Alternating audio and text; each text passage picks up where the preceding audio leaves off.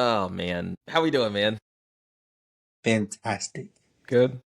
Yes. How was everything with Rocket last week? Yo, good.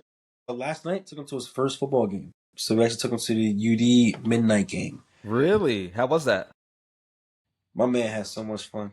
Yeah. Like I'm saying right now, mark this on his calendar. He's gonna be something either with instruments. Like his ability to pick up the beat. Like I tried to do swag surf with him, everything is just he's incredible, bro. It was great. I think he cared about Yeah. the music and the band more he cared about the actual game. Yeah. So it was Yeah. We fun. we took me and my friend, his wife gets like Duke tickets, so we went to the Duke Georgia Tech game last week. What? Yes, yeah, they had the boys had a great time. Yeah, that was nice. Yeah. Good. So Okay. yeah, Good yeah, stuff. Good stuff. yeah. How I you don't think been? that's his first football game. That might was it? I think so. Yeah. No, but he was fine. I mean, ate his way through the game and was Yeah. fine. So it was nice. It was a nice day too. Like nice and wasn't too hot. You know what I mean? It wasn't chilly. It was perfect. That's what I Perfect do day. next time. Like, because last night, like, I worked 16 hours, and then Butterfly had got him ready. So when I got here, I just picked up more into the Right. game. Right. I realized, like, around halftime, he was getting a little more, like, yeah, cold. I'm like, all right, cool. Let's walk around a little bit, more a little bit. If we go to a daytime game, I think he'll be solid the whole time with no Yeah. problem. You So know, you just got to come down here, man. It's warmer. It's warmer for longer, baby. I've already put the note in. I'm trying my best. I'm trying. I'm trying. Well, everybody, welcome back to another episode of New Block Nerds Podcast. I'm your host, Chris, aka Prince, with the homie Darron, aka Medic Grizzly. Last week, or last time, I should say, we were in King's Landing with Ned. Now we are back riding north with Tyrion. This is Tyrion 4, if I'm not mistaken. So, Darron, it kind of picks up basically from where. We last saw Tyrion and Catelyn Yeah. after he was arrested and apprehended by Catelyn and a few dozen retainers at an inn in the Riverlands. And this chapter is really great because you get to see a lot of how Tyrion's mind works, like as he's just kind of observing the things around him. Like he's very very perceptive. That is Tyrion's strength, is that he's smart. He thinks long and hard before he makes decisions, and you see like a lot of the wheels turning about like him planning on like planning how he's gonna escape this captivity that he's in. And there's a little bit of a back and forth of like him and Catelyn playing a game against each other, which I really liked in this chapter. Um, Brilliant. It was and freaking amazing. it's I always love Tyrion chapters because like when you get into his head, he's very, again, like I said, he's very perceptive, he's very calculated. He's Hmm. thinking about a million things, 100 steps ahead, right? So like for you, your first time reading this, and of course they covered some of the scenes here in the show, but just getting back with Tyrion again and kind of seeing, Catelyn had announced that she was taking him to Winterfell, but in reality, she's taking him to the Vale. And that right there, when chapter first starts, and then they go back to almost the play by play of the replay of what happened inside the actual hub. And then the fact and the gratitude that Tyrion was like, I'm looking around, I'm scoping out who really stood up, who did not stand up, Right. who really is about what's going to happen. And you notice that, like, she thought she had a crowd of 50. Really, she got like 14, 12. So he's like, I'm good. I'm not worried about it.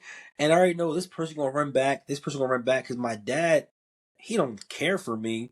But you mess with his name, he go after everybody. Right. So in his head, he's like, man, I'm just gonna, sure, I'll go with you. You're not thinking this out, thinking he outwit her. Like, yeah, no problem. So seeing that whole thing transpire, and then seeing him being his face covered, mention how the rain, how it's hard to breathe, like all those little details were amazing. And then when he realized that he wasn't where he thought he was, and that he got played, Yeah. it's like, oh snap! Like, Yeah, it's great too because like he's thinking about, like you said, he's thinking about all those things, like, oh, you know what, I'm actually, you're not as, this isn't as foolproof of a plan, Lady Stark, as you may think, because you got some weak links here. Like I noticed a couple people got up and then sat back down, a couple people that might have hesitated when they got up. So like there are some weak links here, and like Yeah, that just shows you that like Tyrion is a master improviser. Like absolutely. Tyrion gets into a lot of shit in this book and is able to wiggle his way free every single time. Every single time. And we start to see it here, but you know, I really liked that dynamic between him and Catelyn when he finally gets his hood off and he knew immediately. He's looking around and he's like, bitch, you played me. And she kind of like looks at him and is like kind of like smiles like, yeah, I said we were going to Winterfell. I said it loudly and often too. No doubt the people who are going to go tell your father are going to go tell him, you know, to ride for Winterfell while we're over here. I got a confession. Small little confession when I first heard this part, right? What, you I'm going to like, give Catelyn props today? no, I thought she got lost. Oh I thought she got lost. I did. man, Because you can't even give her credit for this. no, not at all. Now I can, in hindsight, I can. But at the moment, I was like, did she get lost? And this is probably like this wrong thing to say about female getting lost and traveling. Because Tyrion said he just left. So he already knew the route. He knew everything's going on. So he's like, this is not where I just did. I'm like, did she just take this man to the wrong spot? I don't know what's really, I know a little bit, but I don't know everything about the story. So I'm like, oh wait, she got a little witness in her too, a little witness. She And then got a little finesse with her. so that I will give her. I'm giving her props. Yes, I will give her some props. But at first, I like, yo, she got lost, bro. This is So typical. and so like we get a little bit more like exposition from Tyrion about like, okay, we're going to the Vale, and you know you learn that you know Catelyn's sister is there. I mean we talked about it a little bit before in previous chapters, but Catelyn's sister is there. And you know Tyrion notes that you know she's the wife of the late hand John Arryn, and not a friend of the Lannisters, obviously, No, right? Being no, Catelyn's sister, right? Um, so again, very very clever on Catelyn's part. And again, it's moments like this and throughout this chapter and chapters like this where Catelyn's in it where I get really frustrated with her character because I really. know that she's smart because she does things like that. Like she's very Okay, clever, you know what I mean? She's very savvy in these moments, which just makes the bad decisions later on like so much worse because it's just like I know that you know better. You know what I mean? And even in this chapter, when they take Tyrion's hood off and he starts asking questions, and you know they bring up the accusation again about Catelyn accusing Tyrion of trying to kill Bran, and Tyrion's like, "How many times do I have to tell you that dagger is not mine? Only a complete and utter fucking moron would arm a common a foot soldier or grunt with his own weapon." yes, And you see the doubt that Catelyn has in that moment of like, why would Littlefinger lie to me?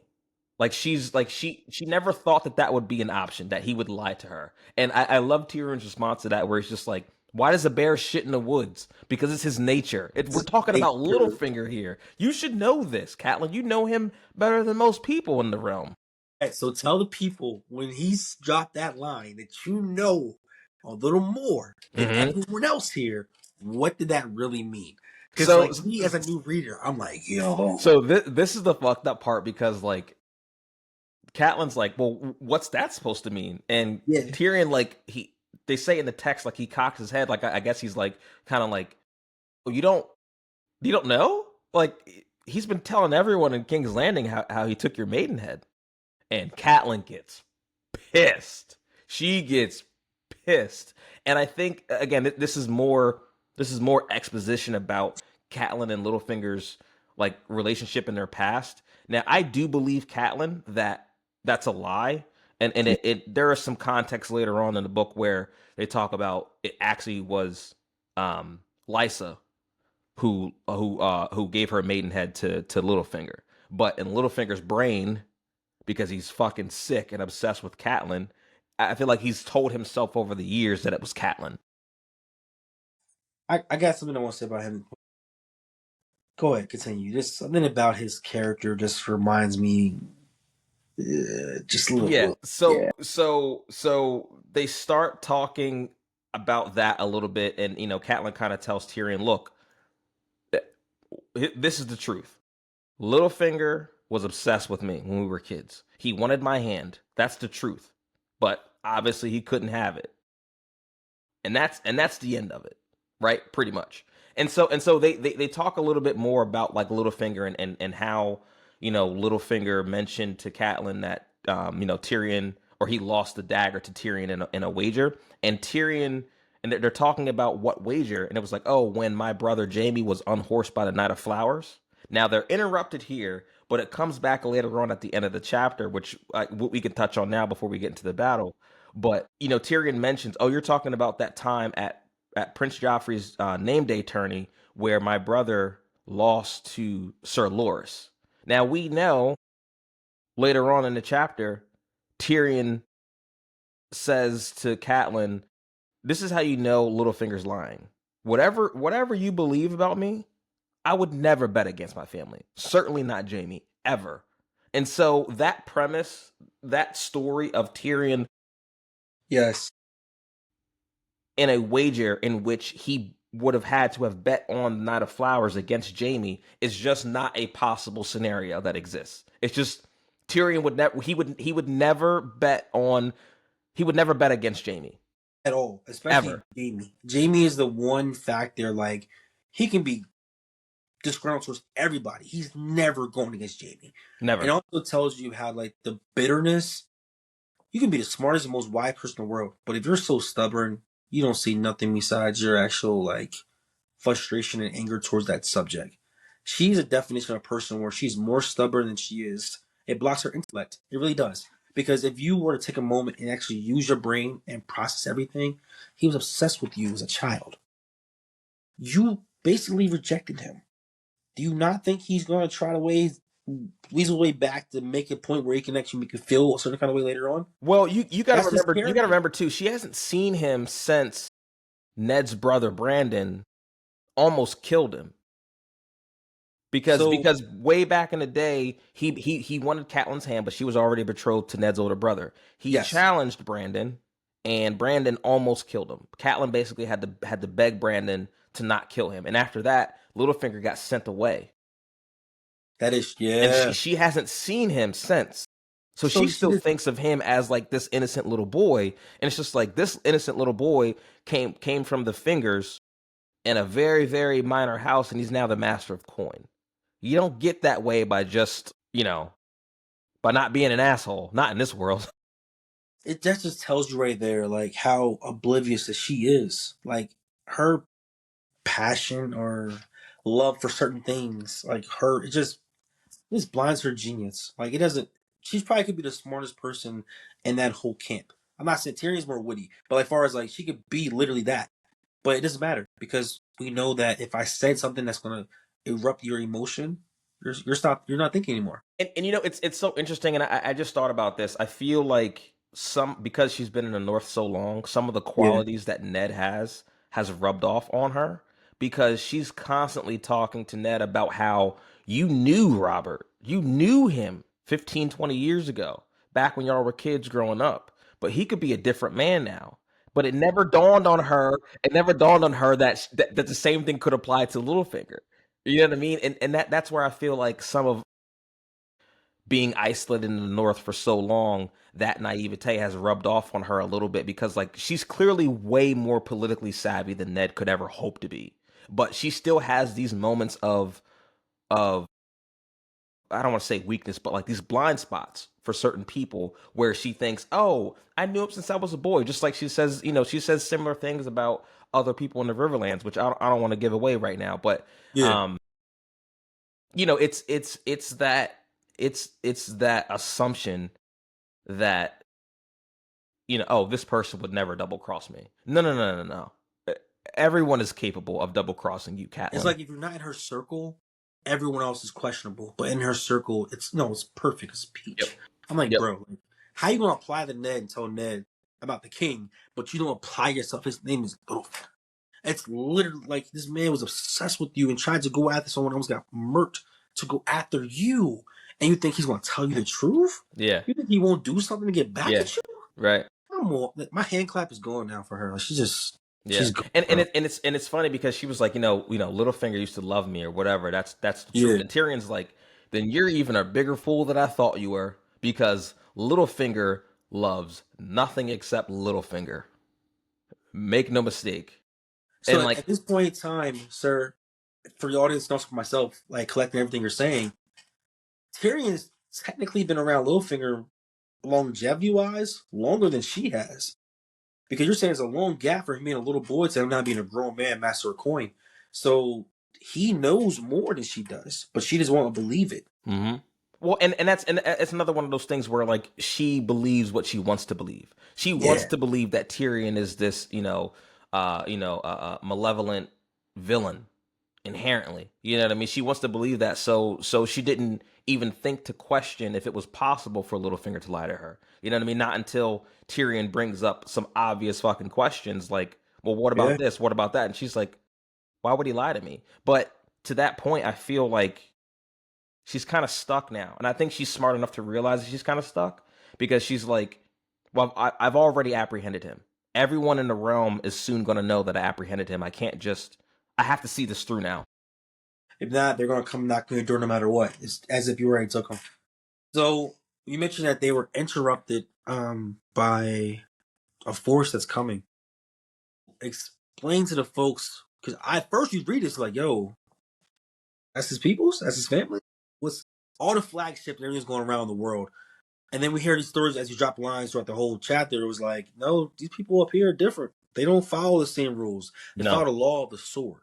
Yeah, For people who know what the law of the sword is, if you can't rumble, get out of my face. that's That's it. pretty much what it is. It's a very simple lifestyle. It's a very very simple lifestyle, and like we get more exposition about just the setting of the Vale, about the mountain clans and how rough the terrain is and how hard it is for people to like actually travel up there. So even Yeah, Tyrion says, the Lannisters are not coming up here. This is not armies don't invade the Vale. That's not a thing. That's not a thing that you do, right? And they talk a little bit about these mountain clans and how they're kind of like like lawless kind of outlaws in a sense, right? And so the fighting's getting ready to start, and one of their scouts comes back and they're like, look, there's like 25 of them, and Tyrion's like, Lady Catelyn, you gotta arm us. Like, there's 3 prisoners here that can't fight. You got another extra guy watching us. That's 4 people. 4 yes. extra people could really turn the tide in this battle, right? So reluctantly, Catelyn arms Tyrion. She makes him give her his word, or I guess he doesn't. She doesn't make him do it, but he kind of like in a very snarky way. It's like, "Oh, my honor as a Lannister," and she has no choice but to arm him, right? But again, it's Yeah. it's right after they have that conversation and her having doubts about like Littlefinger's story. You start to see that, like, I think deep down she doesn't really believe that he had anything to do with Bran, because after the fighting's over, she lets him keep his weapons. Before the fight was over, can we talk about one part in the fight? Can we talk about one part in the fight? Okay, first of all, for the fans, Tyrion's not a normal sized person. Okay, so this is the part that I love about Game of Thrones. The perception of he was on the outskirts of the actual battle, just seeing everything. You see him also with his axe, just trying to like go after their horses' ankles. And, like, he does things that like Mm-hmm. if you were a normal stature person, like you wouldn't even think of or couldn't be capable of doing. And then seeing him do that, and then also having that moment when the battle was like he heard that she was cornered by 3 people. And he was like, man, well, let them have her. Like, Yeah, he had a yeah, moment. yep. He But it's had a moment. He had a his moment. mind was saying, let her have it, but his body was going towards her. And He's the again, and GOAT. again, in that moment, this woman has falsely accused you of Yes. attempted murder, and you know what a conviction of attempted murder of a High Lord's son is going to do, right? This woman, she even said it in this chapter. He said, maybe the point is your death, Lannister.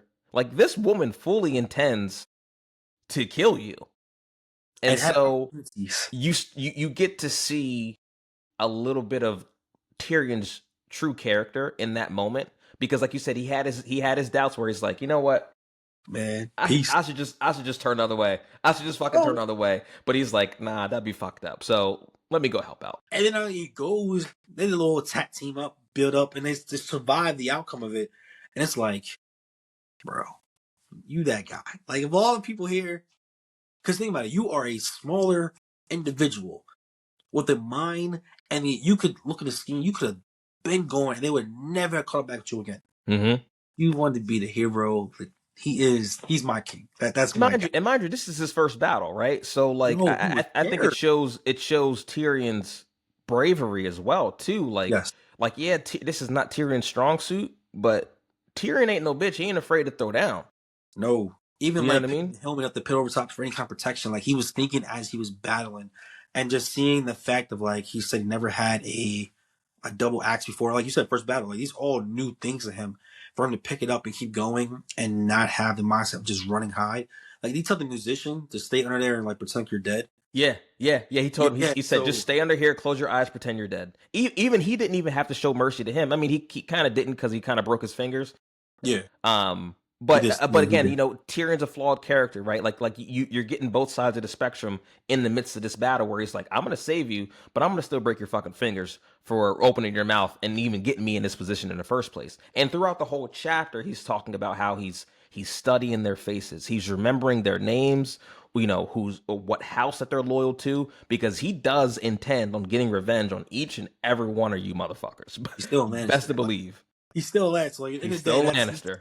He's that's still a it. Like, Lannister. and he dropped the line. They always pay their debts. He dropped that line in this whole chapter. So you mentioned about it's all being done. The battle's over. Couple deaths. What happens now? Like, what do you do? What do you do after that? You went from being like accused to the point where like even the blade was to your neck, and you had a person holding your head back, saying that yo, I didn't do it, to proving that like dropping some dimes and knowledge that prove that some doubt. Yeah. Now I'm back being a prisoner. Yeah, and this is the beginning of the end of Tyrion's captivity, and you can see it, and he even notes it where after the battle, Bronn is like, "Oh, this is your first battle. You'll need a woman after a battle. Trust me." And Tyrion kind of jokes, looks over at Lady Stark, and is kind of like, "I if she's willing, I am." And then everybody laughs, right? And Tyrion thinks to himself, "That's a start." So the people around in this group are starting to like Tyrion, and that's Tyrion's real strength. Again, we talk about that kind of him being like a master of improvising, right?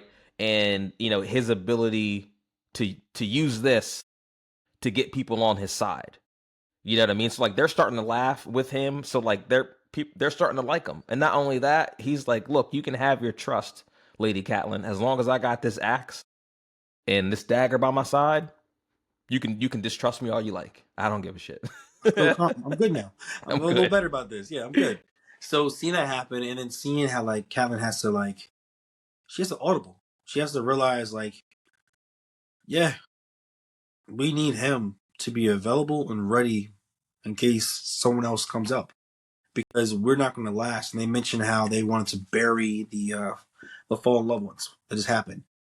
Rest of the crew's like, listen, horses are dying. We don't have much time. We gotta We do this go. again. We're going down. We gotta go. Forget them. And then you see her like, well, we have to pay respect. No, forget them. We got to go. So you saw like even people being more vocal towards her at the beginning. They wouldn't have said anything. Right. Right. Yeah. So And that was pretty cool. I think it's also just like the reality of the situation too, right? Like we all were just in this little skirmish. Like Mm-hmm.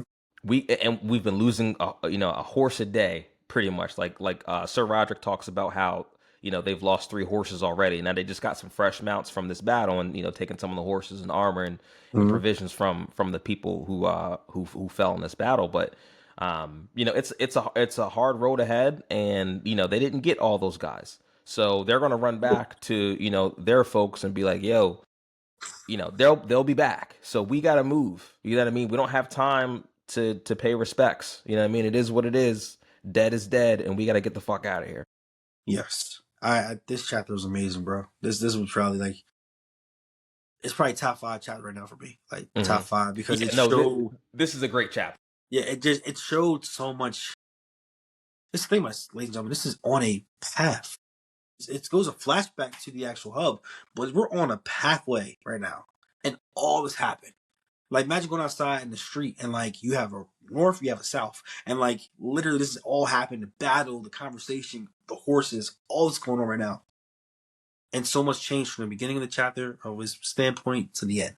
Yep. It was great. It was great. Yeah, I mean, Tyrion, he starts the chapter bound, with a rope and a hood over his head, and he ends on his own horse, Mm-hmm. armed and armored, a prisoner. But Are you really a prisoner? We got to act.